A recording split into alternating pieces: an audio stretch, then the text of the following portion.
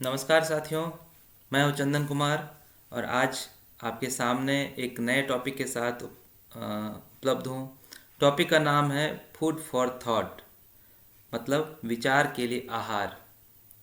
दरअसल ये टॉपिक मुझे मिला है यूजीसी एचआरडीसी एएमयू के तरफ से। तो मुझे जो असाइनमेंट मिला था उसी पर मैं आज का लेक्चर तैयार किया है।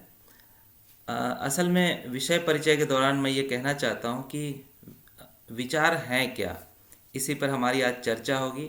और विचारों के आहार क्या हैं। असल में विचार एक सॉफ्टवेयर सिस्टम है हमारा, जिससे कि हमारा ये पूरा सिस्टम चलता है। तो सवाल ये होता है कि आखिर इसका आहार क्या है। जैसे हमारा जो शरीर है, इसको चलाने के लिए हमें भोजन की आवश्यकता होती है, ऊर्जा की आवश्यकता होती है, और ऊर्जा भोजन से मिलती है। तो फिर ये इसी में एक सवाल निहित है कि हमारे शरीर को चलाने के लिए यदि आहार की ज़रूरत होती है, तो हमारे शरीर को जो चलाने वाला जो सॉफ्टवेयर सिस्टम होता है, उसको किस तरह के आहार की ज़रूरत होती है। इसीलिए इस पे आज मैंने अपना लेक्चर तैयार किया है। आइए देखते हैं आगे। कुछ सवाल हैं जिस पे मैंने ये लेक्चर तैयार किया है। आगे देखिए। पहला सवाल ये आता है कि विचार क्या है, किसको हम कहेंगे कि ये विचार है, हम इसको पहचानेंगे कैसे। दोस्तों, ये हम जानते हैं कि हमारा जो शरीर है वो 5 तत्व से मिलकर बना है। कहते हैं क्षिति जल पावक गगन समीरा, कहते हैं। तो जब हम कहते हैं क्षिति जल पावक गगन समीरा, तो इसमें गगन को आप कैसे नोटिस करेंगे। गगन क्या है। असल में गगन का मतलब वही एक विचार सत्ता है, वही एक विजन है जो आकाश का बोधक है। तो हम असल में जो कुछ देखते हैं और परसीव जो करते हैं, प्रत्यक्षीकरण जो होता है हमारा, वो असल में एक माध्यम होता है हमारे संकेतों को अभिव्यक्त करने वाला। हमारे भीतर से जो शब्द प्रकट होते हैं, जो हम अभिव्यक्ति करते हैं, उसको प्रकट करने वाला होता है। उसी को हम विचार कहते हैं। विचार असल में एक सॉफ्टवेयर स्किल है हमारा। तो आगे है, इसको मैंने एक परिभाषा दी है अपने तरफ से कि विचार अनुभव और स्मृतियों को शब्द और अर्थ या संकेतों में प्रस्तुत करने का माध्यम है। और दोस्तों, इसमें एक बात मैं जोड़ना चाहूँगा कि जैसे अनुभव और स्मृति, एक अनुभव होता है कि जो हमें प्रकृति से प्राप्त होता है, और एक स्मृति ये होती है कि हम जब कुछ चीज़ों को याद रखते हैं तो उसे निकालने के लिए विचार एक पुल का काम करता है। अनुभव और अभिव्यक्ति तक पहुंचने में विचार पुल का काम करता है।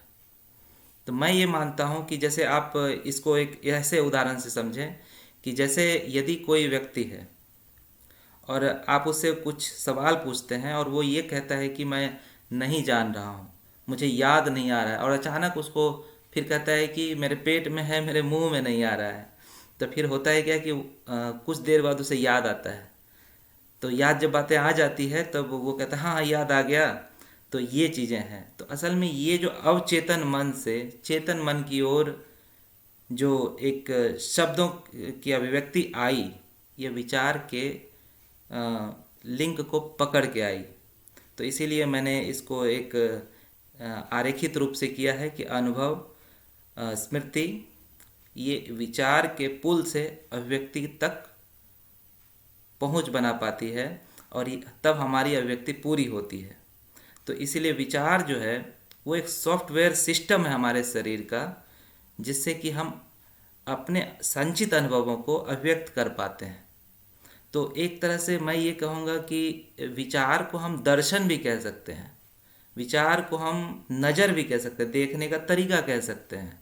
जैसे हम कहते हैं ना कि एक कहावत है, गाने का मुखड़ा है, नजरें बदले तो नज़ारे बदल गए, किश्ती ने रुख बदला तो किनारे बदल गए। तो नज़र बदलने से चीज़ों का प्रत्यक्षीकरण जो है वो अलग हो जाता है। तुलसीदास एक जगह कहते हैं, जाकी रही भावना जैसी, प्रभु मूरत देखी तिन तैसी।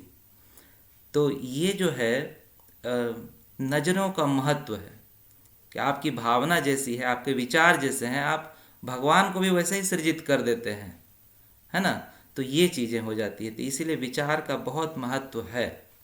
इसलिए फिर अगले स्लाइड में हम देखें कि मैं एक बात कहना चाहूँगा कि आम तौर पे दोस्तों, जब हम अपने दैनिक जीवन में होते हैं, जीते हैं, तो आम तौर पे सब चीज़ हम अनुकरण से सीखते हैं। हमें दूसरों के अच्छे थॉट्स पसंद आते हैं, तो कई बार ऐसा होता है कि हम दूसरों को फॉलो करते हुए अपने अपने स्व को भूल जाते हैं, और फिर क्या होता है कि हम किसी दूसरे के विचारों को लोड कर लेते हैं और फिर चलने लगते हैं। तो ऐसे में क्या होता है कि हम फोटो कॉपी बन जाते हैं उस व्यक्तित्व का या उस विचार का, किसी खास विचार का। फिर हम उसको अपने जीवन, एक कंडीशनिंग उसकी होती है फिर हमारे पास, हम उसी में ढलने लगते हैं। मगर याद रखिए दोस्तों कि जब हम इस दुनिया में आते हैं तो हम बिल्कुल अकेले होते हैं। इस दुनिया में हम बिल्कुल अद्वितीय हैं, हमारे जैसा दूसरा कोई नहीं है, ये तय है। आप अगर याद रखिए कि आप अगर अगर आपका कोई भाई है जो कि एक ही गर्भ से आपके साथ दुनिया में मान लीजिए आया है, सहोदर है, तब भी उसमें कई सारी असमानताएं हैं। यहाँ तक कि आपका कोई हम शक्ल भी है तो वो आपसे हजार हजार गुना अलग है। वैचारिक स्तर पे तो अलग है ही है, कई चीज़ों के मामले में अलग है, उसका व्यवहार अलग हो सकता है। तो ये चीज़ें हैं। तो हम और प्रकृति बस इसी एक विचार के आधार पर ही हमें यूनिक बनाती है, हमें दूसरों से अलग करती है। तो इसलिए ये ज़रूरी है कि हम ये देखें कि हम किसी भी विचार को यदि अपना रहे हैं, अनुकरण उसका कर रहे हैं, तो वो मेरी प्रेरणाएं तो बन सकती है, हो सकता है मुझे प्रेरित करे कुछ नया सोचने के लिए। मगर मेरे स्व का नुकसान अगर हो जाता है तब हम फोटोकॉपी बन जाते हैं। मैं यहाँ स्टीफन हॉकिंस का फ़ोटो लगाया, इसका मतलब ये नहीं समझिएगा कि मतलब हमें स्टीफन हॉकिंस की तरह नहीं बनना है। असल में मैं ये कहना चाहता हूँ कि स्टीफन हॉकिंस अपने आप में एक बेमिसाल व्यक्तित्व थे, मगर हो सकता है कि उनके कोई रिसर्च को अगर आप एक बार पढ़ें तो लगेगा कि नहीं, ये अपनाना चाहिए मुझे। मगर यदि स्टीफन हॉकिंस के उसी विचार पे किसी और व्यक्ति ने अलग राय रखी है तो उसे ज़रूर पढ़ना चाहिए, क्योंकि उसे पढ़ने के बाद आपका विजन और खुलेगा और आपको ये हौसला आएगा कि आप उनके कुछ कमज़ोर पहलुओं को भी उजागर कर सकें। तो ये तभी संभव है जब हम फॉलोअर नहीं बनते हैं, अनुयायी नहीं बनते हैं किसी के। हम विचारों के आलोचक बन सकते हैं और फिर हमें लगेगा कि फिर हम तब आपको ये लगेगा कि नहीं, कुछ जब कोई दूसरा भी उंगली उठा सकता है तो आपको भी उससे हौसला मिलेगा और आप नए तरीके से सोचने के लिए फिर अपने स्व को खोजना चालू कर देंगे। और जब अपने स्व को खोजेंगे तो फिर यहीं से आपकी शुरुआत होगी, यहीं से हमें एक जो प्रेरणा मिलेगी, जो प्रेरणा को मैं कह रहा हूँ शब्द वही आहार है हमारे लिए। वही मेरे लिए कहने का मतलब है कि आहार का काम करेगा मेरे विचारों के लिए, मेरे अपने विचारों के लिए, कहने का मतलब ये है। हाँ, फिर देखें कि अब विचारों का आहार किसे कहेंगे, क्योंकि बातें इसी लिंक पर थी। तो ऐसी प्रेरणाएं जो हमें मौलिक बनाए। असल में हम जब किसी दूसरे के नज़रिए से चीज़ों को देखने लगते हैं तो हम मौलिक नहीं रह पाते हैं, उसमें उसकी छाप आ जाती है।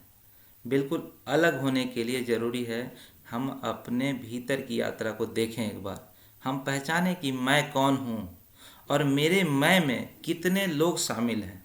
हो सकता है कि आपका मैं एक संकुचित मैं हो, और हो सकता है कि महात्मा गांधी का मैं या भगत सिंह का मैं या कोई दुनिया का जो आपको परिचित, जिससे परिचय है, जिस महापुरुष से, उसका मैं इतना बड़ा हो जिसमें पूरी दुनिया आ रही हो। तो ये मैं का फैलाव है, और जिसका मैं जितना फैला रहेगा, जिसका सोचने का दायरा जितना फैला रहेगा, वो उतना ही ज़्यादा मौलिक होगा और वो अलग अलग विचारों के बीच से एक अपनी बात निकाल सकेगा। जब अपनी बात निकालने की कला आपको आ जाती है तो कहने का मतलब आप मौलिक हो जाते हैं। तो मौलिकता आपका आहार है। फिर है क्या कि ऐसी चीज़ें जो हमारे अनुभव से जुड़ी हो। दोस्तों, अनुभव की बात जब मैं कहता हूँ तो मुझे एक याद आते है कबीर की पंक्ति। कबीर ने कहा था, पोथी पढ़ी पढ़ी जग मुआ, पंडित भया न कोय, ढाई अक्षर प्रेम के पढ़े तो पंडित होए। ढाई अक्षर प्रेम के। प्रेम एक ऐसा शब्द है जो शब्द असल में है नहीं, उसको हम जीते हैं। तो और वो ढाई अक्षर का है, जिसमें दो अक्षर तो पूरे हैं मगर एक अक्षर जो है वो अधूरा है। और वो जो अधूरा अक्षर है वो इमोशन का है, प्रतीक। मतलब जो हमारी संवेदनाएं हैं, हम जब एक दूसरे से प्रेम कर रहे होते हैं, दो लोग एक दूसरे से जब प्रेम करते हैं तो उनके बीच का जो इमोशन होता है वो कभी पूरा नहीं हो पाता है। और जब कभी पूरा नहीं हो पाता है तो वह अधूरा रह जाता है। और इसीलिए अक्सर प्रेम के जितने भी शब्द हैं शायद ज़्यादातर ढाई अक्षर के हैं। तो मैं ये कहना चाहूँगा कि अनुभव की जो चीज़ें होती है, कई बार वे हम उसको जब देखते हैं, भोगते हैं, तो उसको भोगने से अनुभव विकसित होता है। या फिर हम अ, जब प्रेम से एक इस दुनिया से अटैच हो जाते हैं, तब हमारा एक अनुभव का जो भाव है, अनुभव का जो संचयन है वो बढ़ जाता है। और फिर इसमें हमें कुशलता भी आती है कहने का। जैसे कि हम अगर मान लीजिए कि मैं एक काम कर रहा हूँ और उस काम में मैं पूरी तरह डूब गया हूँ, तो जाहिर है उसका एक अलग ही अनुभव होगा, है ना। और वो जो अनुभव होगा हमें ज़्यादा कुशलता देगा, हम दूसरों से कहीं ज़्यादा अधिक कुशल हो पाएंगे, ये कहने का। और जब हम कुशल हो जाते हैं तभी हम यूनिक बन पाते हैं और सबसे अलग बन जाते हैं। और जब हम सबसे अलग बनते हैं तो इस कला में हम जो कुछ भी विचारों के माध्यम से अभिव्यक्त कर रहे होते हैं उससे हमारी एक अलग पहचान होती है, हमारा एक अलग स्पेस निर्मित होता है। जिसको मैंने शुरू में कहा था ना कि जो गगन है वह विचार का प्रतीक है। बाकी चार तत्वों से तो शरीर जो बना है वो तो दिख ही रहा है, आकाश नहीं दिख रहा है। तो आकाश का मतलब विचार। और असल में आकाश हम कहेंगे किसको? बात यह है कि आकाश का मतलब क्या हुआ? आकाश का मतलब वही हुआ कि जो हमारा फैलाव है, हमारे मैं का मतलब हमारे अहम का जो फैलाव है वो कितना ज़्यादा है। आकाश देखिए कितना खाली है।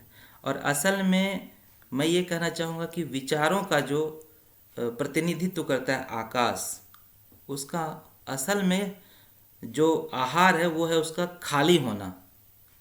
वे एक व्यक्ति जितना खाली होगा वो उतना ही समृद्ध होगा। हाँ, भरा हुआ आदमी समृद्ध नहीं हो सकता है।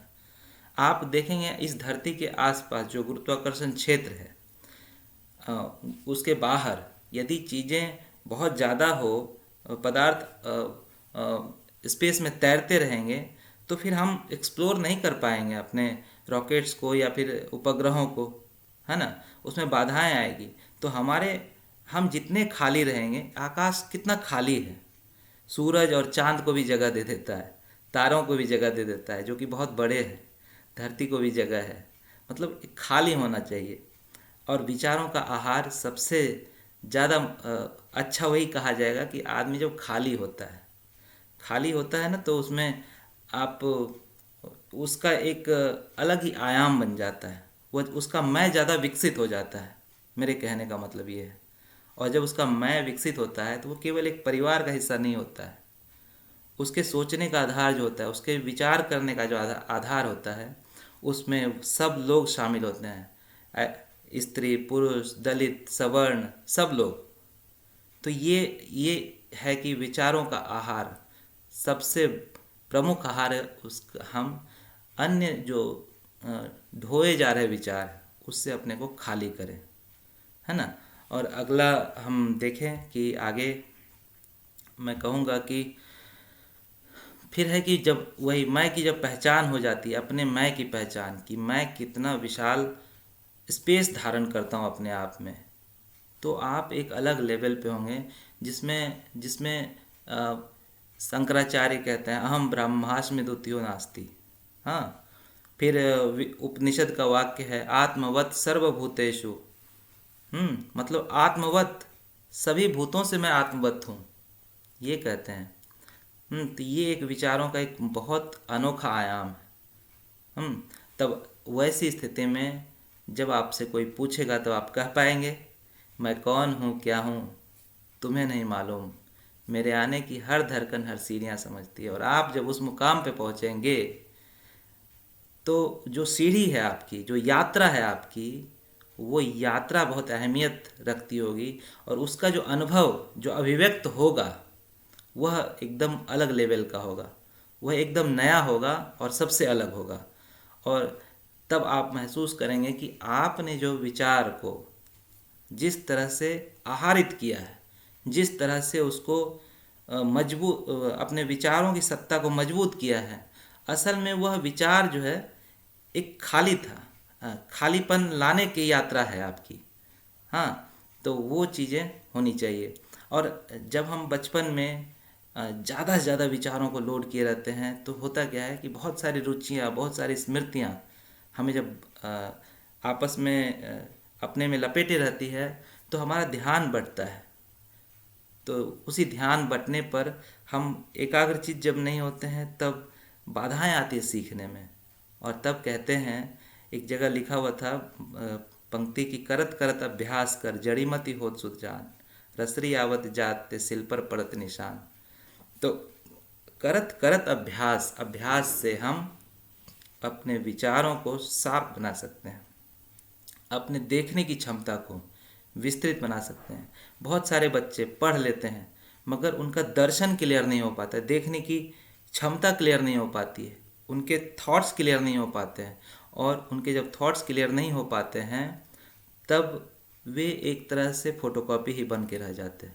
उनके मैं का ही एक तरह से विस्तार नहीं हो पाता है। और जब मैं का विस्तार हो नहीं पाया तो आप कैसे दुनिया के अभिन्न अंग बन पाएंगे? आप में ये पूरी दुनिया शामिल ही नहीं हो पाएगी। और जब शामिल नहीं हो पाएगी तो हम एक साधारण व्यक्तित्व बनकर रह जाएंगे, अद्वितीय नहीं बन पाएंगे।